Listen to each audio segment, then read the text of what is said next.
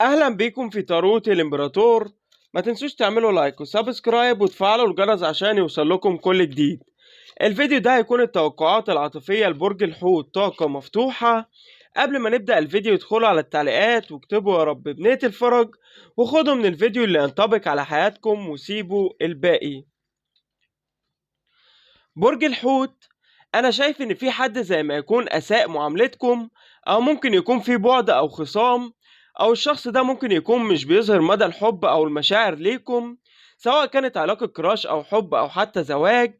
انتوا حاسين زي ما يكون العلاقة دي خنقتكم، او بقت بالنسبة لكم علاقة سامة، والشخص ده ممكن يكون هز ثقتكم بنفسكم، او يمكن حسسكم ان انتوا غير مرغوب فيكم، لدرجة ان انتوا قلتوا خلاص مفيش فايدة او مفيش امل ان العلاقة دي تستمر. وفي بعض الاوقات انتوا بتفتكروا الشخص ده وبتحسوا ان في حاجة ممكن تكون بتذكركم بيه، سواء كان اسم الشخص ده بيصادفكم، او سواء كنتم بتحلموا بيه، او سواء كانت ذكريات ممكن تكون بتجمعكم مع بعض. بس إن كنتم فاكرين إن هو مش بيفكر فيكم أو مش مشغول بيكم، الشخص ده زي ما يكون بيراقبكم أو عينه عليكم، أو عايز يعرف كل حاجة بتحصل في حياتكم، أو كل ثانية انتوا بتعملوا فيها إيه. والشخص ده زي ما يكون جواه خير كبير جدا ليكم، ويمكن الشخص ده عايز يرجع ويعوضكم عن الإهمال أو عن سوء المعاملة، أو يمكن راجع للارتباط والاعتراف بالحب، ويمكن كمان عايز يتقدم ويكون ما بينكم استقرار. والشخص ده ممكن يكون في حاجات كتير في دماغه، زي ما يكون في صراع في دماغه أو صراع في حياته، وممكن يكون اتخذل من أقرب الناس ليه قبل كده، وانتوا اتعاملتوا يمكن بطريقة غلط، أو يمكن انتوا ما كنتوش تستاهلوا المعاملة دي. وممكن يكون في كتير منكم الشخص ده عارف قيمتكم كويس جدا، أو من كتر ما هو عارف إن مليون من يتمناكم أو يستحقكم، كان ممكن يكون حاسس ان من جواه ان هو اقل بكتير ان هو يكون مرتبط بيكم، او ان انتوا تستاهلوا شخص افضل منه، او ان في ناس كتير عايزة تكون قريبة منكم او تكسب قلبكم وحبكم.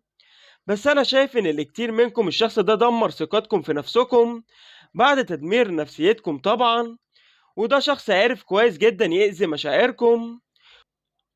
وانتوا كان كل هدفكم ان انتوا توصلوا لقلب الشخص ده وتخلوه ان هو يحبكم ويبادلكم نفس الشعور. يعني ما كنتوش طالبين منه حاجة كبيرة، أو ما كانتش علاقة زي ما يكون فيها انتهازية، أو علاقة ممكن تكون بتدوروا على مصلحتكم. أنا شايف إن اللي كنتوا بتدوروا عليه إن انتوا تملكوا قلب الشخص ده. انتوا زي ما يكون كنتوا بتتعاملوا بكل براءة وبكل وضوح، وده ما كانش المفروض إن هو يتم بالطريقة دي. فزي ما يكون انتوا بتلوموا نفسكم إن انتوا اتعاملتوا بكل براءة أو بكل وضوح أو بكل صراحة، والشخص ده ما كانش متعود على الطريقة دي في التعامل. الشخص ده متعود إن الناس تدخل حياته عشان مثلا تاخد مصلحة أو تطلب حاجة منه وتمشي. بس أنا شايف إن الشخص ده دلوقتي بيدور عليكم، وأنا حاسس إن الشخص ده خسركم ودلوقتي بيدور عليكم. وانتوا أصلا من غير أي حاجة الشخص ده كان معجب بيكم، بس ما كانش بيظهر ده. والشخص ده عرف إن هو اللي كان غلطان، أو وصل العلاقة دي للمرحلة دي. وأنا شايف إن انتوا كتير كتير تعبتوا من الشخص ده، وانتوا خلاص الشخص ده بالنسبة لكم زي ما يكون بقى ورا ظهركم، وانتوا فقدتوا الأمل فيه أصلا. بس لسه لغاية دلوقتي بيدور عليكم، وهو اكتشف ان انتوا قد ايه كنتوا حاجة حلوة في حياته وحاجة صادقة، وانه ما كانش ينفع ان هو يعاملكم بالطريقة دي، وما كانش ينفع ان هو يخسركم. والشخص ده يمكن خلاكم تبكوا كتير. وانا شايف ان انتوا ممكن تكونوا عملتوا تخاطر كتير وحاولتوا بكل المقاييس، وكنتوا حاسين ان في حاجة انتوا بتشبهوا بعض فيها، او ان انتوا مقدر ليكم ان انتوا تكونوا مع بعض. بس الشخص ده زي ما يكون تفكيره خدعه، وانتوا خلاص ممكن يكون البعض منكم لما بيجي الشخص ده في بالكم، زي ما يكون بتحاولوا ان انتوا ما تفكروش او مش بتستمروا في التفكير. بس كان في وقت من الأوقات كل اللي انتوا كنتوا بتتمنوه إن انتوا توصلوا لقلبه. بس الشخص ده وجع قلوبكم كتير جدا، وخلاكم كتير تتألموا. ويمكن كتير منكم ممكن تكونوا اتدمرتوا، أو دمرتوا نفسكم بعد مغادرة الشخص ده ببعض الأمور في حياتكم، أو فقدتوا الأمل إن يكون ما بينكم علاقة. بس ده شخص دلوقتي بيدور عليكم وراجع، عشان يمكن يعترف بحبه أو يكون معاكم أسرة، أو يعرض عليكم الارتباط أو الزواج. وبيدور عليكم بس مش عارف ازاي يحصل على فرصة تانية معاكم.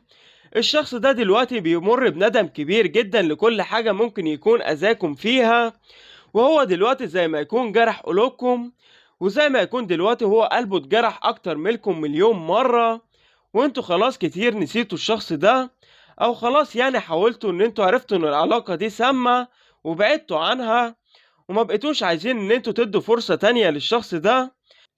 بس هو اللي وصل العلاقة للطريقة دي، وانتوا مالكمش ذنب، هو اللي كان السبب.